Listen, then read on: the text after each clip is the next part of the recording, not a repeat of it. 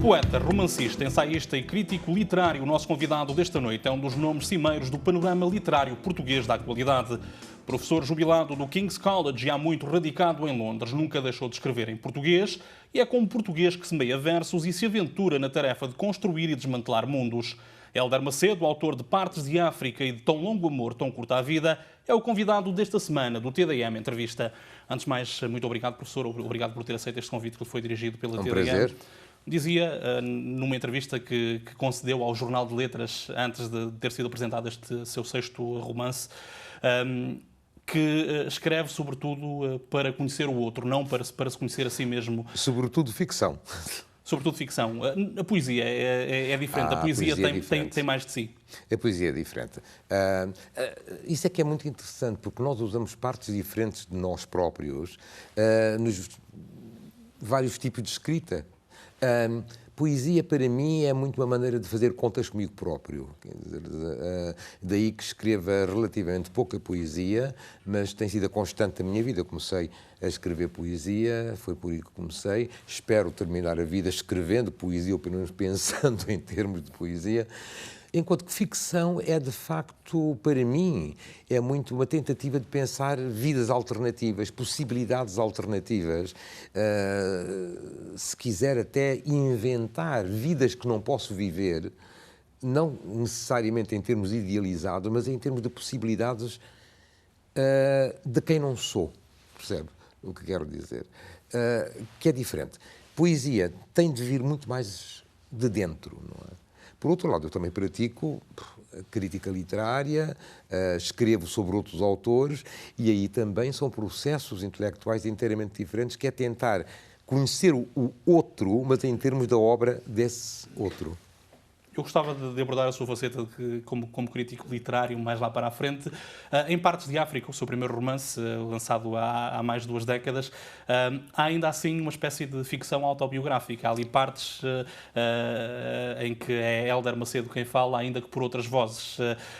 É um romance essencial no sentido de que nasceu em África, viveu em África durante a sua infância e o início da sua adolescência. Era um romance que sente que tinha que ser escrito? Foi um romance que eu precisei de escrever, que realmente, como diz, tem muitos elementos autobiográficos, mas tem outros elementos que são totalmente romanceados, totalmente falsificados, quer dizer, ficcionados. Foi uma tentativa para mim de certa maneira, pensar todo o passado de família, inclusivamente, terceira geração de governantes coloniais, esse tipo de coisa, em relação a quem eu me tornei independente.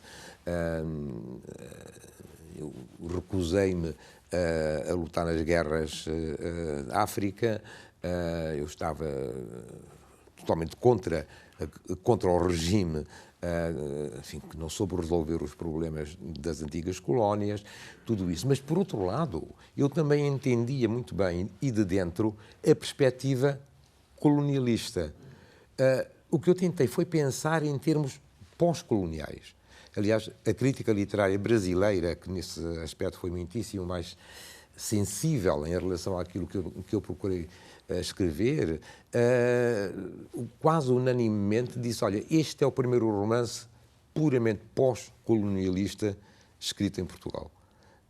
Porque não é, de facto, uma perspectiva nem contra, nem a favor, mas de tentar entender processos. Ora, sim, senhor, eu conheci alguns desses aspectos pessoalmente. Eu cresci dentro disso e afastei-me disso. Portanto, havia esse elemento. Ora, em vez de disfarçar o autor, decidi usar-me como veículo, precisamente como veículo até cronológico dessa passagem do tempo. Mas não é um livro sobre mim, é um livro escrito a partir de mim, em relação a esse mundo altamente complexo e altamente variado. É por ser um mundo complexo que recorre a uma técnica narrativa um bocadinho original, que rompe um bocadinho com aquilo que são os parâmetros da técnica narrativa do romance português. Eu achei necessário fazer isso, porque precisamente é um universo fragmentado. Eu uso a metáfora do mosaico, quer dizer, é feito de várias peças que têm de ser articuladas umas com as outras. Mas se eu tentasse dar uma linha coerente, uma linha narrativa coerente, como o romance tradicional tem, teria necessariamente de falsificar, e pior do que falsificar, de algum modo cortar, lançar para fora dessa estrutura elementos que são significativos e que são até fundamentais. Assim, pegando na diversidade e tentando articular essa diversidade, dá uma estrutura narrativa mais ou menos fragmentada, mas que tem uma certa continuidade.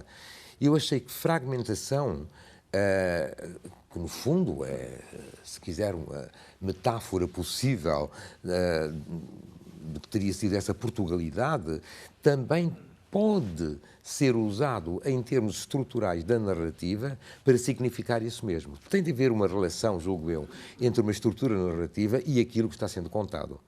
E essa, cheguei lá instintivamente, tentando fazer, vendo precisamente a descontinuidade como esse elemento fundamental. Um bocado nos antípodas daquilo que foi até há muito pouco tempo considerado, pelo menos o José Saramago, falo da escrita de José Saramago, enquanto que a escrita de José Saramago está plena de todas as coisas, a sua escrita parte muito de silêncios, parte muito de pequenas incisões, ainda assim não perde um ritmo muito próprio.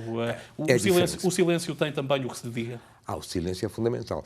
Aliás, acho muito interessante que tenha pegado no exemplo do meu bom amigo José Saramago, que eu admirava muito e era amigo dele. O José Saramago era o tipo de escritor que pega na mão do leitor e leva o leitor pela mão até onde ele quer levar o leitor. Quer dizer, portanto, um guia. Tem uma função didática bastante evidente. E é um escritor que preenche os silêncios, precisamente. Ora, eu nisso sou exatamente o oposto, talvez, não é? Repare, até porque eu vim de poesia para a ficção. A poesia, como a música, exige silêncios, exige espaços, corte e montagem. Uma música sem silêncio não é música, é um som contínuo. O silêncio é que marca precisamente a possibilidade do falar, a possibilidade do dizer. Ora, eu quis de algum modo, mas mesmo noutros romances que são mais convencionais do que Partes da África, em termos da sua estrutura, eu acho que há coisas que não é necessário dizer e que até é melhor deixar esse espaço, que é também para mim uma forma de tentar obter a cumplicidade do leitor. O José Saramago pegava no leitor e levava-o. Eu talvez confie demasiadamente no leitor, às vezes, porque acho que se eu deixar esse espaço de silêncio, vai ser preenchido pela própria experiência, ou vivência, ou, enfim, desejo que o leitor possa ter. Já que falamos de José Saramago, aproveitava para lhe colocar já esta questão. Tem em comum com José Saramago, com um outro autor como José Rentes de Carvalho, por exemplo, o facto de olhar para Portugal, para as letras portuguesas, de fora para dentro. Este distanciamento é útil para quem, como o professor Hélder Macedo, sempre se afirmou como um autor português, como escritor português? Bom, o José Saramago era muito mais de dentro do que de fora, não é? Quer dizer, ele foi para a Espanha e a Portugal com muita frequência, tardiamente. O Rentes de Carvalho é um caso diferente, é alguém que, tal como eu, passou mais de meio século a viver fora de Portugal. Curiosamente, nós sabíamos de existência um do outro, mas só nos encontramos há coisa de um mês. Pela primeira vez, e eu disse-lhe assim, brincar, eu passei meio século a evitar encontrá-lo e agora vamos nos encontrar na Póvoa do Varzim. Nos rimos muito um com o outro. São atitudes diferentes, mas sabe, é quase uma tradição portuguesa, bastante antiga, dos portugueses que olham para Portugal usando uma perspectiva de fora para dentro, não é? Tive escritores diplomatas, o caso do Lessa de Queiroz, quer dizer, que escreveu os seus grandes livros sobre Portugal fora de Portugal. Estava na Inglaterra, estava em França, não é? E escrevia pensando nesses tempos portugueses. O grande pensador da Revolução Portuguesa, o homem que acompanhou e que de algum modo ajudou os portugueses a entender o 25 de Abril, foi Eduardo Lourenço, que estava a viver em França nessa altura, em Vence, e que recebia o Diário de Lisboa, na altura, era, enfim, o que lhe dava os factos, e ele ia pensando de fora para dentro. Porque nunca é um de fora. Porque nós temos, de algum modo, a nossa nacionalidade, a nossa cultura, de tal maneira dentro de nós. O que essa distância física pode permitir, às vezes, é a capacidade de olhar com, enfim, pelo menos uma provisória objetividade, que a gente pode depois mudar de ideias. Mas não há tanta confusão, não se está tanto dentro das coisas, está-se a poder ter um mínimo de distância intelectual. E isso parece-me bastante importante. Há uma característica muito comum a todos os seus romances, que é a presença de personagens femininas muito fortes, muito vincadas. Uma delas dá mesmo o nome a um dos romances, Natália. Pegando naquilo que me dizia no início desta nossa conversa, a possibilidade de conhecer o outro, de inventar o outro ou de viver o mundo pela mão de outro, é uma experiência para quem nasceu homem fundamental quando se... Eu acho essa pergunta extremamente interessante, precisamente. Quer dizer, na medida em que eu procuro, através da ficção, de pensar alteridade, pensar outras maneiras de ser, aquilo, em geral, e nas pessoas, que mais me fascina é precisamente de quem não sou e de quem gosto. Quer dizer, portanto, a mulher, o feminino, para mim, é extremamente fundamental. Como, enfim, indivíduos, pessoas femininas que eu desejaria conhecer. E tenho conhecido ao longo da vida, e tenho amado, mas tentar conhecer os mecanismos por dentro. Daí, precisamente, e acho interessante, que fico muito contente que ache isso, estou também contente que várias leitoras me tenham dito várias vezes que acham que as minhas personagens femininas têm veracidade, porque realmente é isso que eu procuro entender, esses mecanismos de dentro para fora. Quer dizer, sendo eu um amador de mulheres, gostaria de poder entender também tão de dentro quanto alguém que não é mulher pode tentar entender. Quer dizer, é quase um ato de amor, não é? Quer dizer, e falou do Saramago. O José Saramago também tinha um fascínio pelo feminino. As personagens muito fortes dele também eram muito femininas.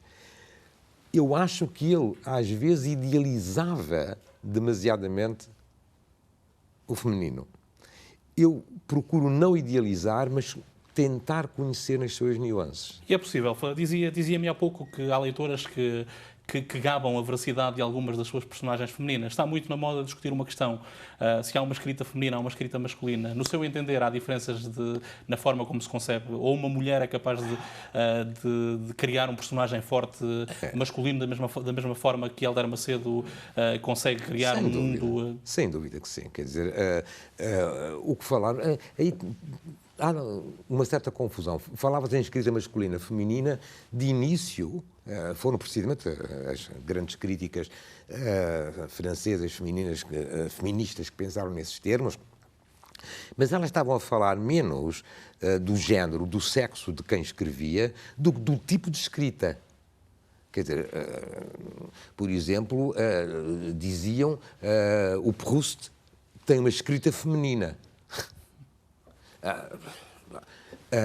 E não estavam a querer dizer que porque ele era homossexual tinha uma escrita feminina. Não, era um tipo de escrita que elas entendiam, quanto a mim, exageradamente, que era uma escrita muito mais, para usar o termo italiano de música, legato, muito mais os elementos unidos uns aos outros, muito menos assertivo, muito menos cortante.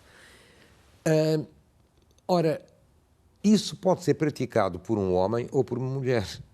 E do mesmo modo que grandes personagens femininas, por exemplo, em língua portuguesa, na língua portuguesa, uma das maiores, mais extraordinárias personagens femininas na ficção de língua portuguesa é do Machado de Assis, do brasileiro, a Capitu, em Dom Casmurro. Foi um homem que escreveu. Contemporaneamente, uma escritora como a Lídia Jorge tem poderosas personagens masculinas. Portanto, não, O sexo de quem escreve não determina necessariamente a capacidade, porque não é pelo facto de eu ser homem que eu posso entender, sei lá, um criminoso masculino melhor do que posso entender uma mulher. Eu nem sou criminoso, nem sou mulher. Estou, portanto, a lidar com alteridades e com diferenças, não é? Já que falamos de mulheres, uma última questão deste ponto de vista. Foi secretário de Estado da Cultura numa curta incursão política no governo de Maria Lourdes Pintasilgo, a única mulher a assumir um cargo de alto nível em Portugal. Que é uma coisa que me orgulha muito que ela me tenha convidado, A precisamente. nível de chefia de Estado, o que é que está mal para Portugal em 40 anos de democracia ter tido uma única Primeira-Ministra? Péssimo sinal. Eu acho que é um péssimo sinal e pior ainda que a Maria Lourdes Pintasilgo não tenha sido honrada e aproveitada suficientemente depois desse período, que, como sabe, foi um governo de transição, um governo de nomeação presidencial, em princípio ia durar, falaram em 100 dias, simbolicamente, mas no fundo durou 4 meses e meio, ou lá o que é que foi. E eu nunca trabalhei com ninguém que fosse tão capaz de planear, de pensar, de agir, uma coragem perfeitamente extraordinária. Teria sido, enfim, uma grande Presidente da República também, que ela foi candidata, como sabe, não é? Uma mulher notável. Mas, sabe, aconteceu uma coisa trágica, terrível. Quando ela saiu, o governo seguinte, o governo da Aliança Democrática, como se é chamado na altura, chefiado pelo Dr. Sá Carneiro, suspendeu em bloco e em massa toda a legislação dela, tornando aquele governo um não-governo. E isto, coisas na área de assistência social e de cultura, que eu conheço diretamente, e as coisas que não conseguiram destruir ou desfazer ficaram como se ela não tivesse existido, como se este governo não tivesse existido. Você possivelmente não sabe que quem comprou o prédio da Cinemateca Nacional em Lisboa foi este seu amigo, no governo da Maria Lourdes Pintasilgo. Então, é um facto. Quem criou o Museu de Arte Moderna no Porto, isso está documentado, e há até um depoimento muito interessante num livro de homenagem à Maria Lourdes Pintasilgo, do poeta do Porto, Egito Gonçalves, fomos nós, que depois se tornou Serralves, não é? Foram coisas que em muito pouco tempo, e na área dos serviços sociais, coisas perfeitamente extraordinárias foram feitas, não é? Mas foi um governo que foi silenciado. Ora, creio, para voltar ao ponto inicial da sua pergunta, que isso não teria sido feito tão facilmente se tivesse sido um governo convencional, de um homem político convencional. Aí havia um elemento de ressentimento em relação a uma mulher que estava no poder. Este é um desfado de Portugal. Já desenvolve a questão. O Hélder Macedo, a determinada altura, viu-se obrigado, foi perseguido, viu a sua poesia censurada, foi obrigado a exilar-se em Londres, regressou a Portugal após o 25 de Abril, depois voltou a emigrar por sua livre vontade. É um desfado de Portugal, mesmo com o regime democrático, termos esta tendência para desfazer aquilo que é feito ciclicamente. Temos governos que se sucedem, eu não diria em catadupa, mas saem uns, entram outros, é quase cíclico. E a tendência é para, mesmo que haja algo de bom feito na área da cultura, mesmo que haja algo de bom feito na área da assistência social, na área da saúde, na área do ensino, a tendência é para destruir o que é feito. Este é um desfado de um país pequeno como Portugal. Não necessariamente, mas infelizmente é uma coisa que acontece. Na minha experiência pessoal, quer dizer, durante o regime ditatorial, eu optei por não ficar em Portugal, corria o risco de ser preso, mas independentemente disso, enfim, saí. Tive ação política contra o regime, nunca contra Portugal, que é uma coisa diferente, contra o regime no estrangeiro e, portanto, não podia voltar a Portugal. E, portanto, posso dizer que eu me considerava, nessa altura, um exilado, porque não podia ter passaporte, inclusive. Bom, Depois do 25 de Abril, voltei a Portugal, estive envolvido em várias coisas, inclusive pensei em aceitar convites para ensinar na Universidade de Lisboa ou na Universidade do Porto. Depois, enfim, meteram-se outras coisas, inclusivamente o governo da Maria de Lourdes, Pintacilgo e tudo isso. Quando voltei para a Inglaterra, já não era um exilado. É uma atitude inteiramente diferente. É um português que mora num país estrangeiro que está a 2 horas de Lisboa. Vou e venho. É uma opção profissional, o que é um assunto inteiramente diferente.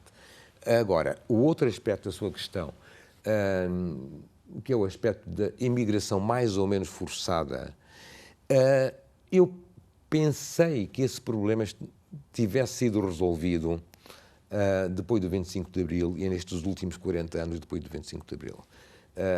Como sabe, as principais fontes de receita que Portugal tinha era turismo e remessas de imigrantes. Não é?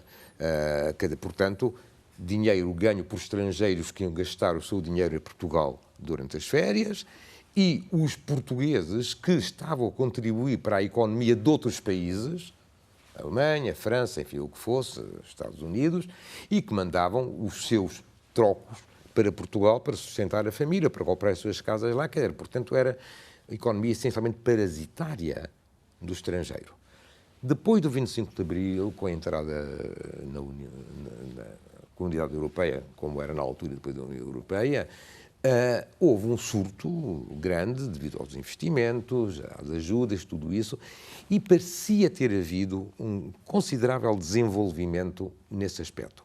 Os portugueses que saíam já não era porque necessitavam de sair, era por opção e por internacionalização do mercado, porque, ao mesmo tempo, também Portugal estava cheio, até há 10 anos, de europeus da Europa do Leste, de africanos.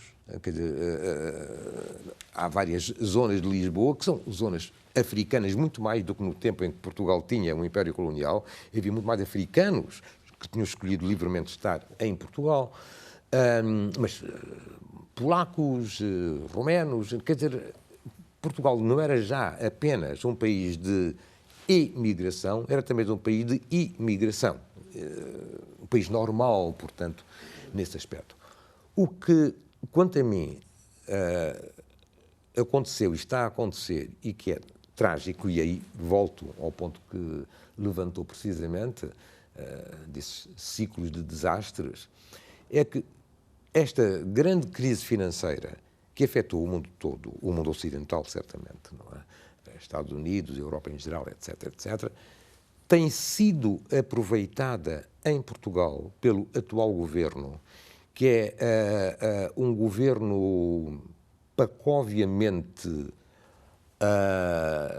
neoliberal, como já não há neoliberais nos outros sítios, quer dizer, estão atrasados 10 ou 20 anos em relação à ideologia do próprio neoliberalismo, estão a aproveitar isto para desmontar, para desmantelar a fábrica, a textura de cultura, de benefícios sociais, desse tipo de coisa que penosamente foi construída em Portugal e que existia já. Não é por acaso que, depois destes anos todos, em que cometeram-se erros, sem dúvida, desperdiçou-se dinheiro, fez-se muito disparates, mas muita coisa boa foi feita.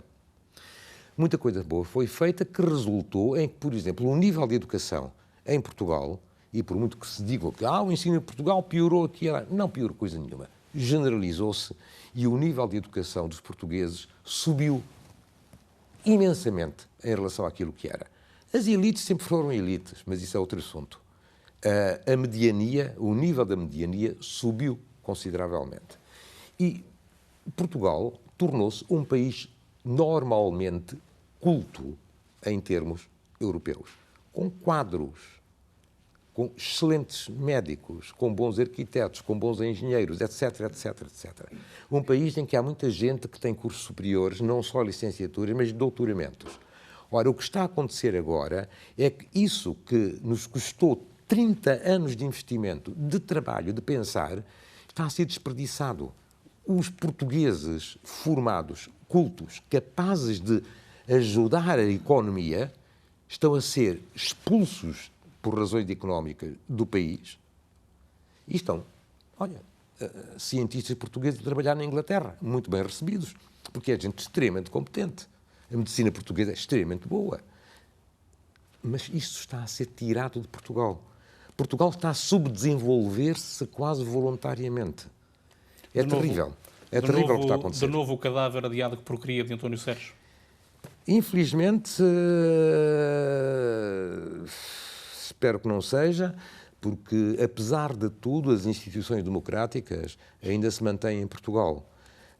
Mas durante este período em que as instituições democráticas puseram o atual governo no poder, têm sido 3 ou 4 anos em que tem havido uma implementação ditatorial, ideológica, no pior sentido do termo, que tem desmantelado e atrasado o país. Espero que isto não possa continuar, que o eleitorado português se não resigne, que surjam alternativas, que eu não sei quais sejam, mas certamente isto... Sabe, há muitas formas de ditadura. Uma delas é a ditadura económica. Voltava à sua carreira. Há pouco tinha-lhe prometido que iríamos falar da sua faceta de crítico literário. Isto para lhe perguntar, o Hélder Macedo, crítico literário, olha para o Hélder Macedo de há 50 anos, de Vespeirais, com condescendência, com ingenuidade? É crítico em relação ao seu próprio trabalho? Sim, sou, claro que sou. Por outro lado, procuro não reler. Eu a minha poesia reli recentemente porque decidi fazer uma antologia da minha poesia desde Vesperal, precisamente publiquei com 21 anos, até agora. E escolhi 3 ou 4 poemas destes primeiros livros e daí em diante, aliás, chamei ao livro Poemas Novos e Velhos. Quer dizer, tinha alguma coisa mais recentes. Mas, sabe, o tempo também dá-nos uma certa distância em relação a nós mesmos, não é? E desde que a nossa poesia mantenha um elemento de veracidade, mesmo que, sei lá, tecnicamente ou formalmente não seja tão bom como poderia ter sido, não é importante. No fundo, a literatura serve apenas para a gente tentar dizer coisas que de outra maneira não consegue dizer. E... deve acontecer a qualquer escritor, qualquer poeta, que às vezes quando olha para aquilo que escreveu aos 20 anos, ou o que for, pode encontrar esse elemento de veracidade. E isso cria uma certa mais satisfação do que pena. É também ensaísta e um estudioso laborioso, passe de Camões, de Bernardino Ribeiro, de Cesário Verde, vozes muito distintas. O seu último romance tem um título camoniano. Tem um título camoniano. Só o título. São vozes que encontram eco nas suas obras? Sim, na medida que são parte da minha formação, não é? Quer dizer, eu convivo com muitos escritores, sobretudo de língua portuguesa, mas não apenas, não é? Que são fundamentais para mim. Quer dizer, quando não sei o que é de fazer à vida, vou ler Camões. Quer dizer, isto é uma coisa que nós, talvez, portugueses, não valorizamos o suficiente.